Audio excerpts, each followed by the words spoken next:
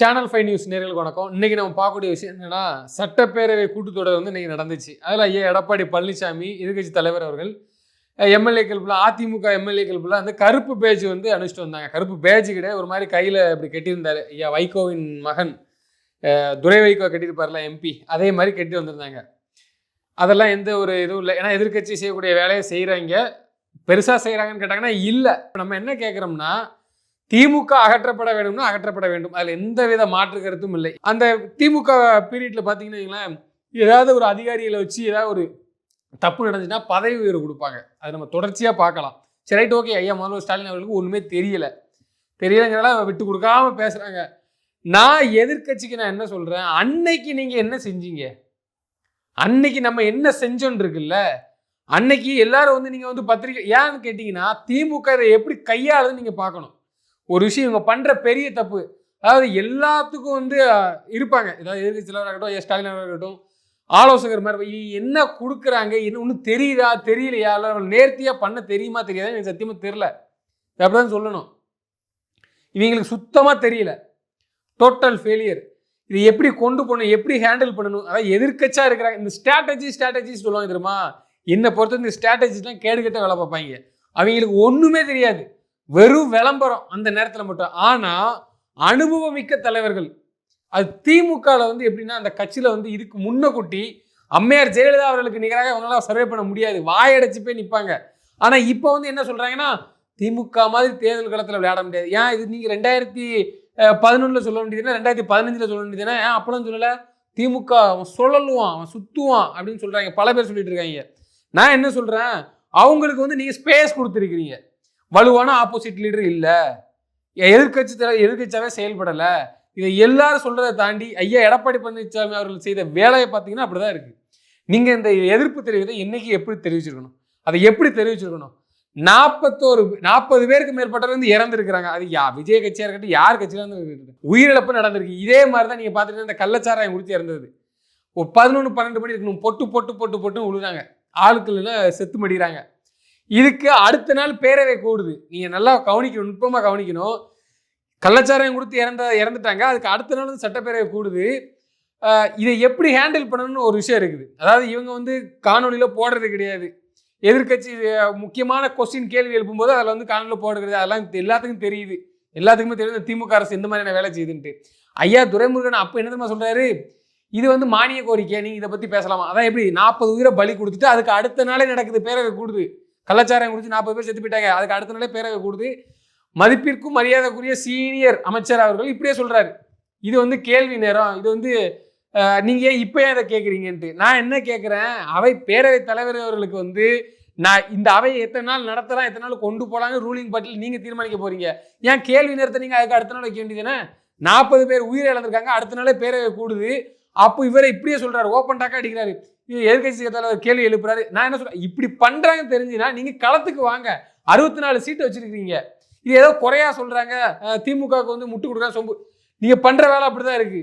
பல பேர் சொல்லுவாங்க, இது இயக்குது யாரு, ஒருவேளை திமுக பீட்டிமா இருக்குமோ, இல்ல இந்த நேரத்தில் வந்து திராவிட கட்சிகள்லாம் ஒன்று சேர்ந்துருதா. அவன் சொல்லுவாங்க, இல்ல ஒன்று நீ இருக்கும் நான் இருக்கும், நம்ம மூன்றாம் மனுஷன் யாரும் வந்துடக்கூடாது. எவ்வளவு கேள்விகள் இருந்தாலும் இவங்களோட செயல்பாடுகள் அதை குறிக்கும் ஒன்றமா தான் இருக்கு.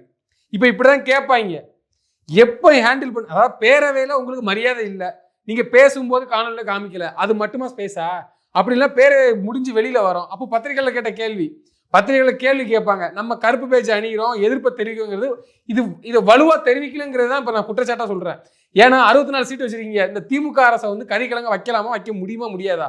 ஆளுங்கட்சி சார்பாக அதாவது எதிர்கட்சி சார்பாக வந்து ஒரு பந்த் அறிவிக்கிறது, இல்லை ஒரு போராட்டம் என்பது, ஒரு பேரணி. திமுக கத்துக்குங்க, திமுக கத்துக்குங்க. அதிமுக முன்னாடி பண்ணலையா?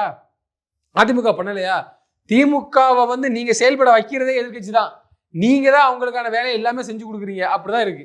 அவங்களுக்கு தெரியுதோ தெரியலையோ நேர்த்தியா பண்ணுவாங்க. முன்னாள் தலைவர்கள் வந்து, அதாவது அவங்க கட்சி சீனியர் லீடரு, அதுக்கு ஒரு பாராட்டு விழா நடத்துறது சரி, ஒரு பேரணி நடத்துறது சரி, அது எதிர்கட்சியில் செய்ய தவிர கூட எப்படி அவங்க ஹேண்டில் பண்ணுவாங்கன்னு பாருங்க. ஒரு தப்பு நடந்து போச்சு, அதை எப்படி கொண்டு போகணும். அதே மாதிரி ஆளுங்கட்சி தரப்புல இருந்து ஒரு தப்பு செஞ்சுட்டாங்கன்னா அதை மூடி மறைக்கிறதுக்கு என்ன செய்யணும், எல்லாமே திமுக செய்யுது.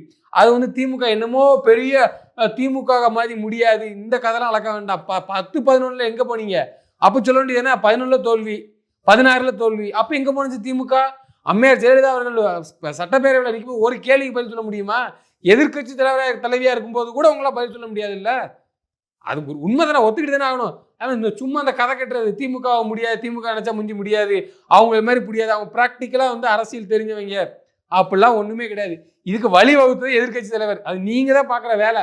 உங்களுக்கு தெரியாதுன்னா தெரியாதுன்னு சொல்லிட்டு போங்க. இப்போ தெரிலங்கிறதா உண்மை.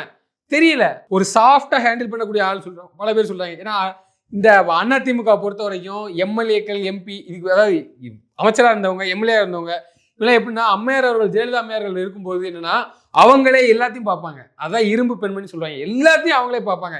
இவங்க அமைதியாக இருப்பாங்க. போய் கொண்டு கோப்புகளை கொடுக்குது. இதோட அவங்களுக்கு ப்ராக்டிக்கலாக பண்ண தெரியல. திமுக அப்படி கிடையாது. தன்னிச்சையலாகவும் முடிவு எடுப்பாங்க. அதே மாதிரி நேரத்தில் வந்து ஒரு சில விஷயங்களை வந்து இவங்களா வந்து முன் வந்து பண்ணுவாங்க. அது வந்து அம்மையார் காலத்தில் வந்து இருக்கீங்கன்னா இல்லை. ஏன்னா அவங்களுக்கு வந்து பண்ண தெரியுமா? ஆனால் ஒரு சில பேர் இருக்காங்க, எல்லாரும் குறை சொல்லுவாங்க. இப்போ ஐயா விஜயபாஸ்கர் எடுத்துக்கிடுங்க, முன்னாள் சுகாதாரத்துறை அமைச்சர். அவருக்கு வந்து தெரியும். இப்படி ஒரு சில பேர் நம்ம கை காட்டிடலாம். ஆனால் பாதி பேர் தெரியலன்னு கேட்டால் தெரியல. இதுக்கு என்ன காரணம்னா அவங்க அப்பவுமே அமைச்சராக இருந்திருப்பாங்க, இல்லை அப்பவுமே ஒன்றும் தெரியல. ஆனால் எல்லாத்தையும் இழுத்து போட்டு பண்ணது வந்து அம்மையார் ஜெயலலிதா அவர்கள்.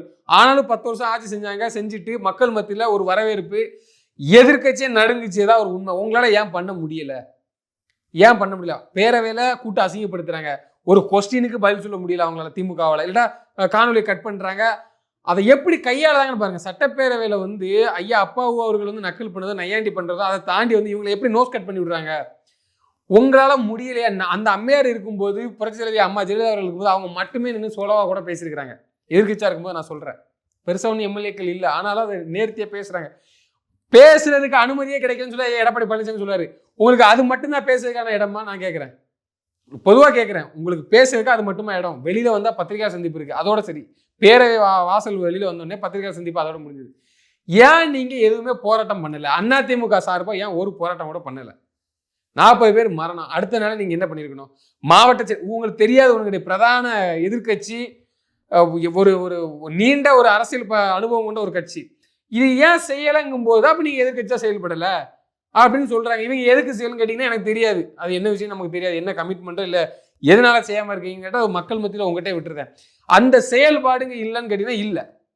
அப்போ இதுதான் திமுகவுக்கு பெரிய ப்ளஸ்ஸாக போகுது. அப்போ களத்தில் ஆள் கிடையாது. திமுகவை எதிர்த்து போட்டி போடுறதுக்கு ஆப்போசிட் லீடர் யாருமே இல்லை. அந்த ஸ்பேஸை தக்க வைக்க தான் திரு விஜய் அவர்கள் வந்தாப்புல. அவங்க பண்ணுறது அவங்க மூவ்மெண்ட் பண்ணுறது அதுக்கு மேலே இருக்குது. இது எல்லாமே என்னென்னா தெரிஞ்சு பண்ணுறாங்களா தெரியாமல் பண்ணுறாங்களா? ஒரு திட்டமிடுதல் இல்லை, ஒரு சரியான ஒரு எப்படி சொல்கிறது, ஒரு நேர்த்தியாக கொண்டு போகணும், எந்த மாதிரி விஷயத்தை எப்படிலாம் டேக்கிள் பண்ணணும், எப்படிலாம் பயன்படுத்திக்கணும், அது திமுக நல்லா செய்கிறாங்க. நீங்கள் அவங்க வந்து செய்கிறாங்கன்னா அவங்க என்னமோ பெரிய ராஜ தந்திரி அப்படிலாம் ஒன்றும் கிடையாது. நீங்கள் செய்யலாம், அவங்க செய்கிறாங்க. நீங்கள் பதிலுக்கு செஞ்சீங்கன்னா பல விஷயங்கள் வந்து இவங்களுக்கு தெரிய மாட்டேங்குது. இவங்க என்ன பண்ணணும், என்ன அதே முரசொலியை பார்த்துக்கிட்டிங்கன்னா கரெக்டாக வந்து கட்டுரை வெளியிடுது, நக்கல் நையாண்டி பண்ணுறது. அவங்க ஆளுங்கட்சி ரூலிங் பண்ண பத்திரிகை துறை வச்சிருந்தாலும் எப்படி செயல்படணும், மக்கள் மத்தியில் எப்படி கொண்டு போகிறாங்க ஒரு விஷயத்த, இவங்களுக்கு அகென்ஸ்டாக வந்தாலுமே அதை இவங்க சாதகமாக மாற்றிக்கிறாங்க. இது இவங்களுக்கு தெரியல. அப்போ எதிர்கட்சியை திட்டுவதை அண்ணாமலை போன்றவர்கள்லாம் வந்து ஓப்பன் டாக்காக பேசுகிறாங்க, திட்டுறாங்க. அது மட்டுமே கேட்டால் இல்லை. நம்ம என்ன செய்கிறோம்? ஒரு சின்ன போராட்டம், எதுவுமே இல்லையே. எதுவுமே இல்லாமல் எம்எல்ஏக்கள் மட்டுமே நீங்கள் பேரவையில் தெரியணுமா? அது மக்கள் மத்தியில் போய் தெரியும். அதான் தெரிய விடாமல் பண்ணுறாங்கல்ல. அப்போ நம்ம களத்துக்குலாம் வரணும். அது ஏன் பண்ணலன்னு தெரியல. எனவே இது போன்ற விஷயங்களை வந்து எப்படி கையாளணும், என்னமோ நான் சொல்லி தான் அப்படிலாம் இல்லை. ஆனால் இன்னைக்கு எல்லாரும் பேசக்கூடிய வார்த்தை இது உண்மையாகுது. அவங்களுக்கு தெரியல. அப்போ என்னதான் பண்ணாங்கன்னு ஒரு கேள்வி இருக்கு. அப்போ என்ன பண்ணாங்க? பண்ணனா தெரியலன்னு தான் சொல்லுவாங்க. பண்ணுன்னு சொல்லுவாங்க. எதிர்கட்சியாக செயல்பட்டுச்சுன்னா எதிர்கட்சியாக நல்லா செயல்படுறாங்க. அந்த தாக்கத்தை இவங்க ஏன் ஏற்படுத்தலை? ரூலிங் பார்ட்டிக்கு அடுத்து வரணும்னு நினைக்கிறோம். ஸோ இது போன்ற விஷயங்கள் இது எப்படி அவங்களுக்கு கொடுக்கல அப்படிங்கிறத நம்ம எப்படி மாற்றி அமைச்சுக்கணுங்கிறது கூட வந்து தெரியாமல் இருப்பதா ஒரு பெரிய கஷ்டமாக இருக்குது. ஏன்னா திமுக அகற்றணும், எல்லாரும் ஓரணியில் சேரணுங்கிறாங்க. எல்லாரும் ஒரு விஜய் மோகன் இழுத்துக்கிறாங்க. அதிமுக இன்னைக்கு விஜய் அவர்களும் எதிர்பார்க்குறாங்க. இன்னைக்கு அவங்களுக்காண்டி தான் பேச்சு கேட்டு போனாங்க. ஆனால் நம்ம எல்லாரும் எப்படி பார்க்குறோம்னா மக்கள் 40 பேர் உயிர் பலி, இது அதிமுக காரங்களும் இப்படி தான் பார்க்குறாங்க. ஆனால் நீங்கள் சரியாக செஞ்சீங்களா? இன்னைக்கு என்ன பண்ண முடியுது? ஒன்றுமே பண்ண முடியல. நீங்கள் பாட்டில் வெளில வந்து பத்திரிகா சந்திப்பில் வந்து போய் பேசிகிட்டு இருக்கீங்க, அவ்வளோதான். அதுக்கப்புறம் பேச்சு அணிகிறோம். யார் அந்த சார்? அதை டெக்னிக்கலாக குத்திட்டு சட்டசபைக்குள்ளே போனீங்க, நல்ல விஷயம், கரெக்டாக ஹேண்டில் பண்ணி கொண்டு போனீங்க. இந்த விஷயம் ஒருவேளை தான் கட்சிக்காரங்க பண்ணலங்கிறதுனால பண்ணலன்னு எனக்கு தெரியல. ஆனால் ஒரு போராட்டம், ஏன்னா ஸ்டாலின் அவர்கள் எதிர்கட்சியாக இருக்கும்போது எல்லா விஷயத்துக்கும் வாண்டடாக பண்ணுவார்.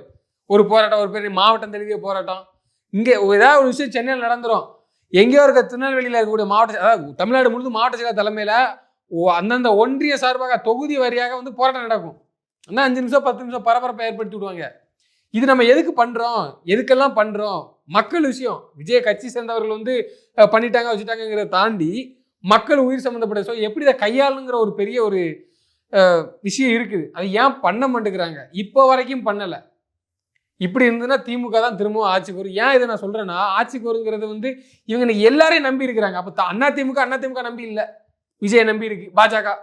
பாஜக ஓகே, அவங்க எப்படி சர்வே பண்ணாங்கன்னு எல்லாத்துக்குமே தெரியும்.